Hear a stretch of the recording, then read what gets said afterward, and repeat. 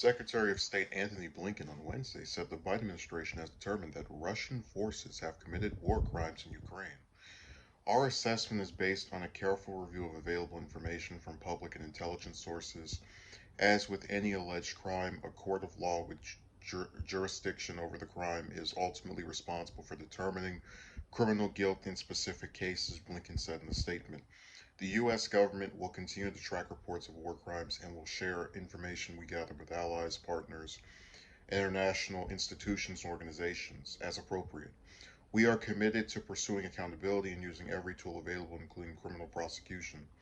The formal assessment comes a week after President Biden said he believes Russian President Vladimir Putin is a war criminal, something Blinken echoed based on reports on the grounds of attacks on civilians. In Wednesday's announcement, Blinken pointed to numerous credible reports of indiscriminate attacks and attacks deliberately targeting civilians as well as other atrocities. Russian forces have destroyed apartment buildings, schools, hospitals, critical infrastructure, civilian vehicles, shopping centers, and ambulances, leaving thousands of innocent civilians killed or wounded. Blinken said many of the sites Russia's forces have hit have been clearly identifiable as in use by civilians.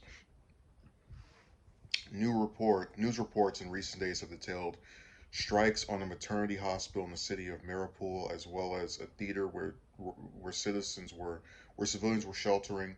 Officials have determined that more than 2,400 civilians have been killed in Mariupol alone as of Tuesday, Blinken said, and the United Nations has confirmed more than 2,500 civilian casualties outside of Mariupol. Prosecution of war crimes typically involves a vigorous, often years long legal process, and international investigators are already beginning to look at Russia's conduct during its invasion of Ukraine.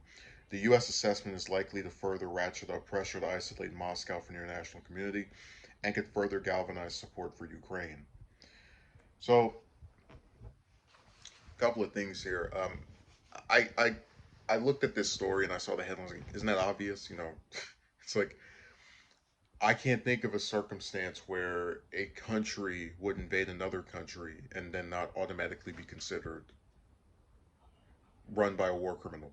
Um, it's, I mean, just that by itself, even if you don't consider all of the attacks on civilians, and it's kind of funny because I've said before that this is like Yemen, but if people actually pretended to care. And in Yemen, you have the Saudi Arabian government bombing hospitals, grocery stores, different places that they know people are using for civilian-based purposes, in the private sector. And it's the exact same thing here. If we're to believe that Russia is purposely attacking, movie theaters and places of that ilk, and it's just sad that this is happening.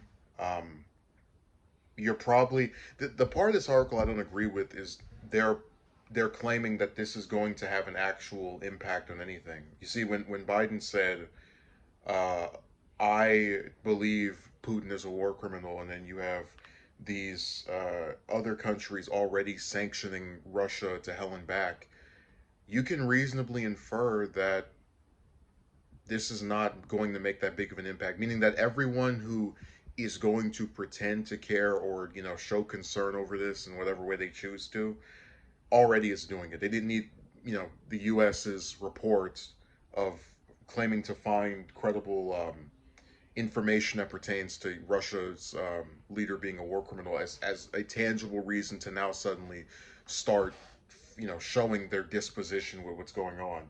So I don't think it has as big of an impact as the article is saying it does.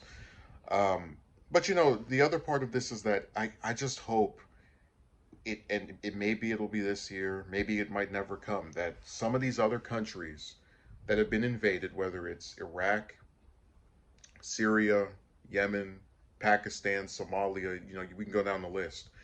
I hope that the United Nations and the US's other international partners will do some type of similar evaluation where they determine that the leaders, using that term very loosely, who led us into those conflicts are also war criminals. I'd love to see Obama be labeled that. I'd love to see, just like I really don't understand how these people just get away with this stuff. And it's like if you're in the US, you just have immunity. I mean, we wouldn't even need this report if someone if Russia invaded the US, or if North Korea invaded the US, wouldn't even need a report to call them a war criminal. It would be instantly, they would be seen as that. But for some reason, when we do it to other people, there needs to be some kind of report written. Like, no, just the act of invading another country, for, like, and attacking civilians by itself should classify you under that jurisdiction. So I just hope that this conflict resolves itself sooner than later.